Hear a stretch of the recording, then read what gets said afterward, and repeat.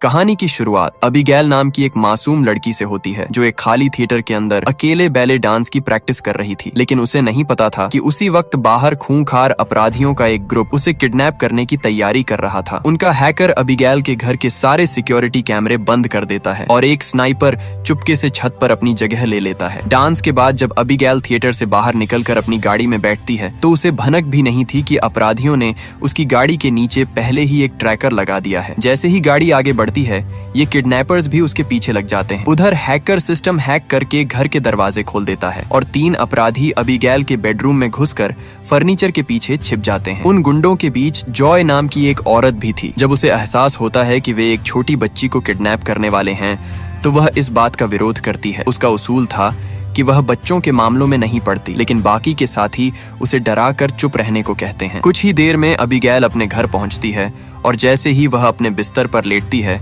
अंधेरे में छिपे वो अपराधी मौका देखकर उस पर हमला कर देते हैं। एक आदमी उसे पकड़ने की कोशिश करता है लेकिन अबीगैल एक तेज पेंसिल सीधा उसके हाथ में घोंप देती है। तभी दूसरा आदमी आगे बढ़कर उस बच्ची का मुंह कसकर दबा देता है और उसे पकड़ लेता है। पहला गुंडा गुस्से में आकर अबीगैल को थप्पड़ मारने ही वाला होता है कि तभी जॉय उसे रोक देती है और बच्ची पर हाथ उठाने से मना करती है। फिर जॉय खुद आगे आती है और अबीगैल को बेहोशी का इंजेक्शन दे देती है जिससे वह मासूम बच्ची पल भर में गहरी नींद में सो जाती है। इसी बीच टीम के बाकी साथी जो बाहर गाड़ी में इंतजार कर रहे थे वो अंदर वालों को रेडियो पर अलर्ट करते हैं कि एक कार उनकी तरफ आ रही है। तीनों अपराधी बिना कोई देरी किए अबीगैल को एक बैग में डालते हैं और खिड़की के रास्ते खामोशी से वहां से बाहर आ जाते हैं। जैसे ही वे लोग उस बच्ची को लेकर गार्डन पार करते हैं और छत से उतरे स्नाइपर से मिलते हैं तभी अचानक घर का सिक्योरिटी अलार्म जोर से बजने लगता है। खतरा भांपकर उन्हें वहां से तुरंत भागना पड़ता है। तभी टीम के बाकी 2 साथी अपनी वैन लेकर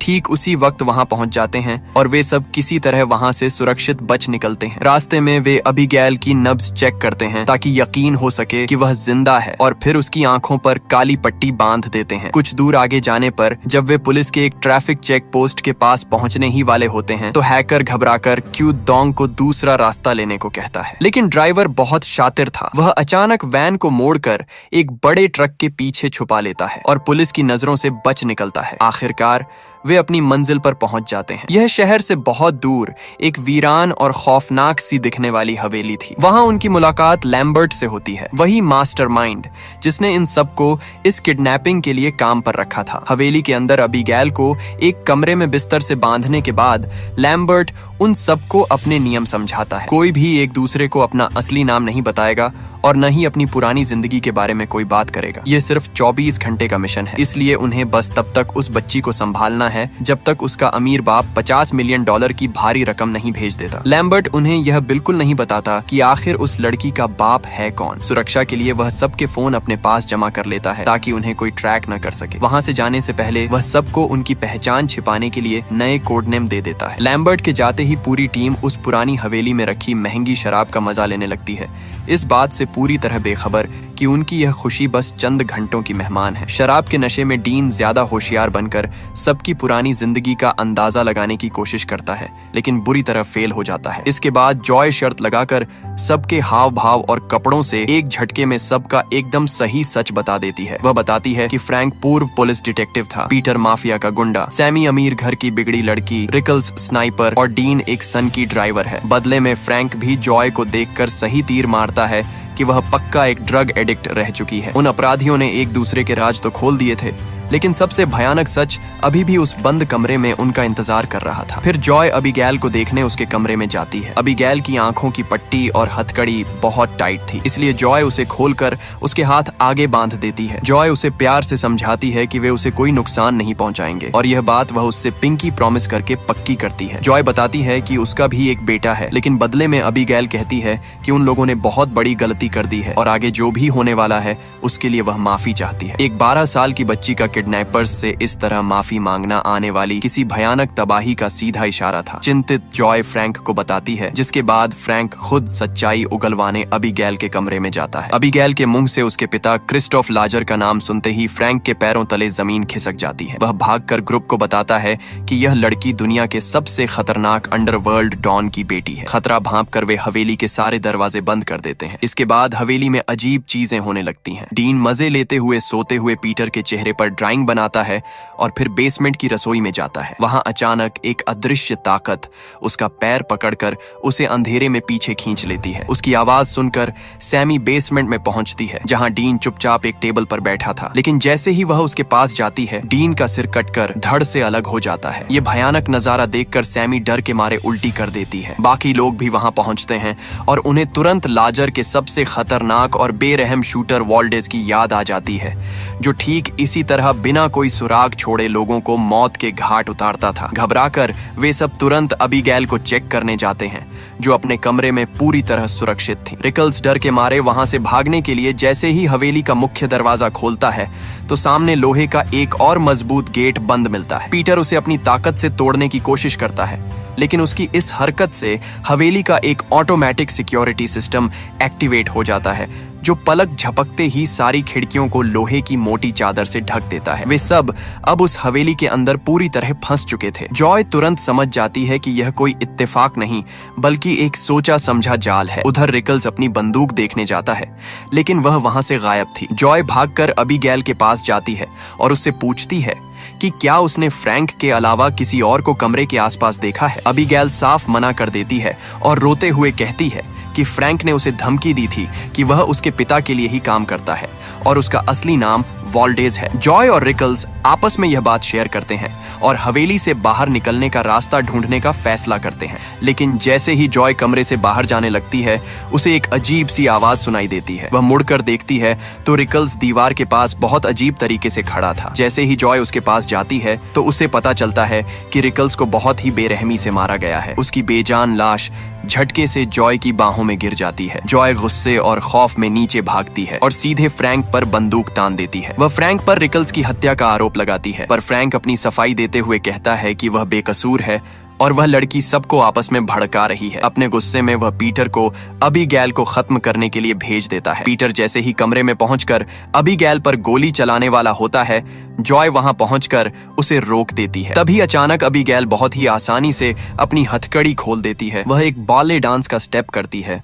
और सबके सामने अपना असली भयानक रूप दिखाती है। वह कोई मासूम बच्ची नहीं, बल्कि असल में एक खूंखार वैम्पायर थी। अबीगैल तुरंत पीटर पर कूद पड़ती है और उसे दबोच लेती है। फ्रैंक उसे बचाने के लिए अबीगैल पर गोलियों की बारिश कर देता है, लेकिन हैरान करने वाली बात यह थी कि अबीगैल का घाव अपने आप तुरंत ठीक हो जाता है। जॉय भी उस पर गोली चलाती है, पर उन गोलियों का उस पर कोई असर नहीं हो रहा था। मौत को सामने देखकर वे सब भागते हैं और खुद को एक कमरे में बंद कर लेते हैं। अब उन्हें समझ आता है कि इतने सालों से जो लाजर का सबसे खतरनाक शूटर वॉल्डेज बना हुआ था, वह कोई और नहीं बल्कि खुद अबीगैल ही है। हवेली के सारे दरवाजे और खिड़कियां 2 इंच मोटी लोहे की चादर से बंद हो चुके थे, जिन्हें सैमी का कंप्यूटर हैक नहीं कर सकता था। फ्रैंक और पीटर लकड़ी के डंडे तोड़कर उन्हें आगे से नुकीला करने लगते हैं, लेकिन जॉय उनकी इस काम में कोई मदद नहीं करती, क्योंकि वह जानती थी कि अबीगैल को मारने से उसका माफिया बाप क्रिस्टोफ लाजर और ज्यादा गुस्सा हो जाएगा। जब वे पूरी तैयारी के साथ अबीगैल के कमरे में जाते हैं तो वह वहां से गायब होती है। तभी अचानक हवेली में अजीब सा म्यूजिक बजने लगता है। वे आवाज का पीछा करते हुए दूसरे कमरे में जाते हैं तो वहां का नजारा देखकर उनके होश उड़ जाते हैं। अबीगैल वहां डीन की लाश को पकड़कर बड़े मजे से डांस कर रही थी। पीटर गुस्से में उसे पकड़ने की कोशिश करता है, लेकिन अबीगैल एक ही झटके में उसे जमीन पर फेंक देती है और उसके गले से क्रॉस की चेन खींचकर उसे बुरी तरह घायल कर देती है। क्रॉस का भी उस वैम्पायर पर कोई असर नहीं हो रहा था। फ्रैंक उस पर पीछे से वार करने की कोशिश करता है, लेकिन अबीगैल उसका हथियार छीनकर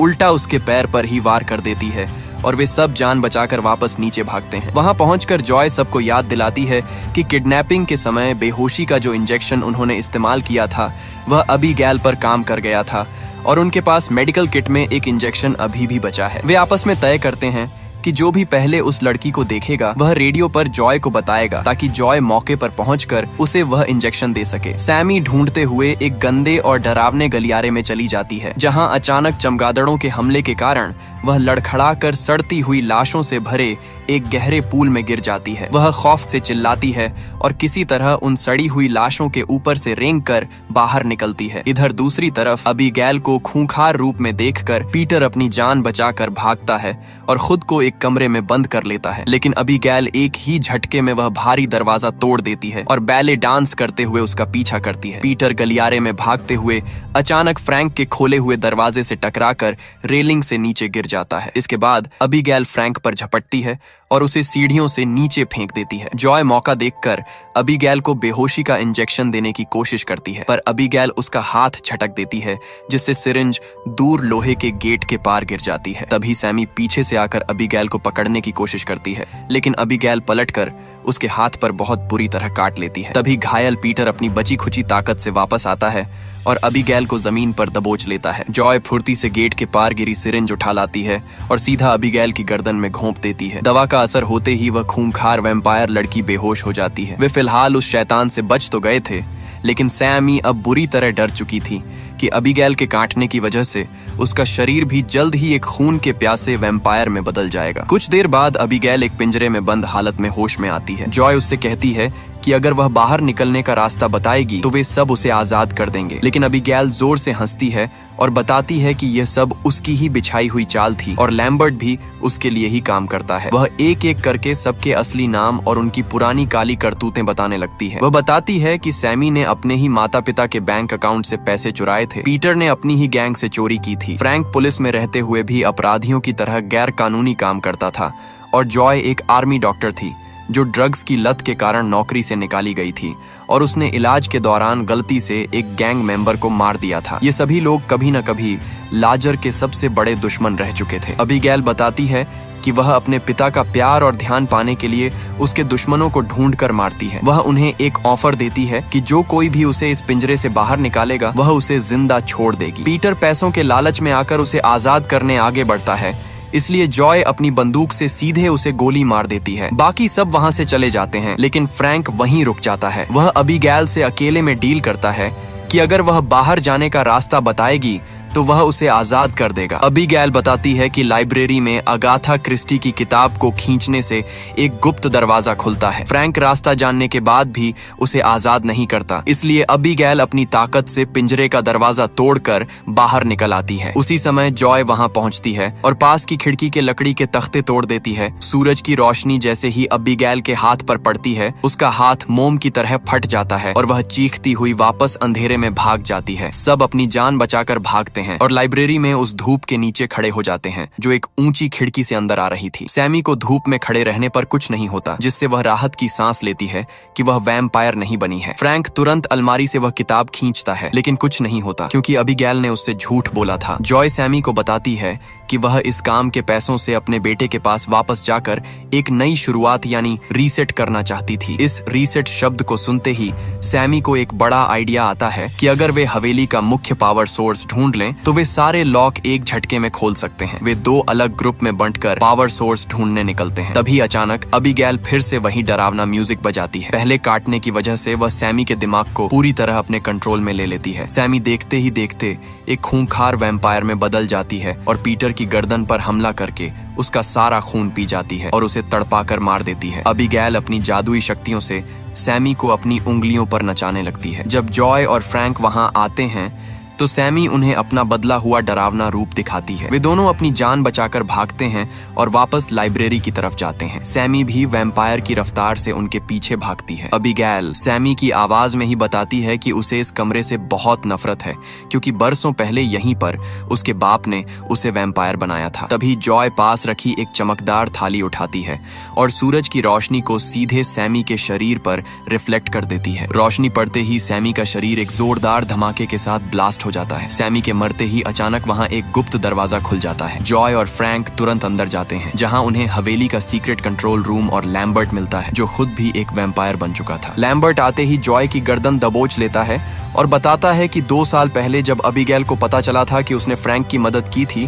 तो उसने सजा के तौर पर उसे वैम्पायर बना दिया था। तब से वह लाजर के दुश्मनों को फंसाकर यहाँ लाता है। वह बताता है कि उसने लाजर को भी फोन कर दिया है और वह रास्ते में है। लैम्बर्ट खुद अबीगैल और उसके बाप को मारकर राज करना चाहता था, इसलिए वह फ्रैंक को भी वैम्पायर बनने का ऑफर देता है। फ्रैंक इस लालच को मान जाता है। लैम्बर्ट जॉय को मारकर बेहोश कर देता है और फ्रैंक की गर्दन पर काट लेता है। फ्रैंक उसका खून पीकर एक बेहद खतरनाक वैम्पायर में बदल जाता है। लैम्बर्ट उसे होश में आई जॉय का खून पीने को कहता है, लेकिन फ्रैंक का दिमाग बहुत शातिर था। वह धोखे से सीधा लैम्बर्ट के सीने में लकड़ी का नुकीला डंडा घोंप देता है, जिससे लैम्बर्ट एक जोरदार धमाके के साथ ब्लास्ट हो जाता है। उसी समय अबीगैल वहां आती है, लेकिन नया वैम्पायर बना फ्रैंक अब उस पर भारी पड़ता है और उसे दबोचकर उसका खून पीने लगता है। जॉय मौका देखकर कंट्रोल पैनल से हवेली की सारी सिक्योरिटी हटा देती है और अपना फोन वापस ले लेती है। वह भागने की कोशिश करती है, लेकिन सीक्रेट कॉरिडोर का मेन एग्जिट अभी भी लॉक था। वह बेबस होकर अपने बेटे को एक आखिरी वॉइस मेल भेजती है। तभी फ्रैंक उसे ढूंढ लेता है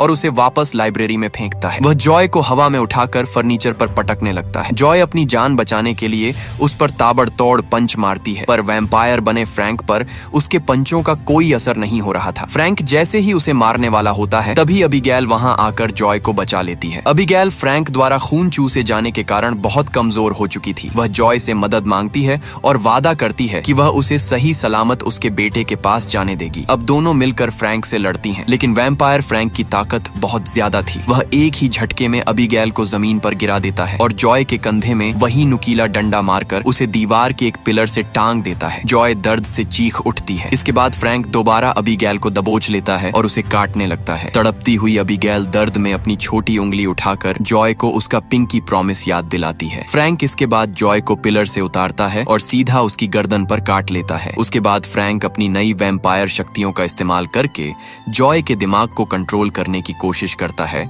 और उसे अबीगैल को जान से मारने का ऑर्डर देता है। लेकिन जॉय सिर्फ नाटक कर रही थी। वह अचानक घूमकर फ्रैंक को एक जोरदार धक्का दे देती है। इसी बीच जॉय जमीन पर पड़ा वह नुकीला लकड़ी का डंडा उठाती है और फ्रैंक को नीचे गिरा देती है। फिर जॉय और अबीगैल अपनी पूरी ताकत लगाकर फ्रैंक के सीने में वह डंडा आर पार घोंप देती है, जिससे एक भयानक धमाका होता है और फ्रैंक के चीथड़े उड़ जाते हैं। वह हमेशा के लिए खत्म हो जाता है। जॉय बुरी तरह डर रही थी कि फ्रैंक के काटने की वजह से वह भी वैम्पायर बन जाएगी, लेकिन अबीगैल बताती है कि क्योंकि फ्रैंक मर चुका है इसलिए ऐसा बिल्कुल नहीं होगा। अपने वादे के मुताबिक अबीगैल उसे वहां से सुरक्षित जाने देती है। जॉय जैसे ही मुड़ती है, तभी पीछे से कोई भारी हाथ जॉय का कंधा पकड़ लेता है। वह कोई और नहीं बल्कि अबीगैल का खूंखार बाप लाजर था। लाजर गुस्से में जॉय को मारना चाहता था, लेकिन अबीगैल अपने पिता के सामने ढाल बनकर खड़ी हो जाती है और कहती है कि जॉय ने उसकी जान बचाई है और वह तब उसके साथ थी जब उसका अपना बाप वहां मौजूद नहीं था। लाजर अपनी बेटी की बात मान जाता है और शुक्रिया के तौर पर जॉय का हाथ चूमता है और उसे वहां से जाने देता है। जॉय अपनी बची खुची हिम्मत समेटकर हवेली के बाहर खड़ी वैन में जाकर बैठती है। वहां उसे अपनी आखिरी लॉलीपॉप मिलती है और वह उसे खाते हुए राहत की सांस लेती है और उस नर्क जैसी हवेली से दूर चली जाती है। और इसी के साथ ये खौफनाक कहानी यहीं पर खत्म होती है। आपको वीडियो कैसी लगी कमेंट में जरूर बताएं और चैनल को सब्सक्राइब करना ना भूलें। मिलते हैं अगली वीडियो में, तब तक के लिए गुड बाय।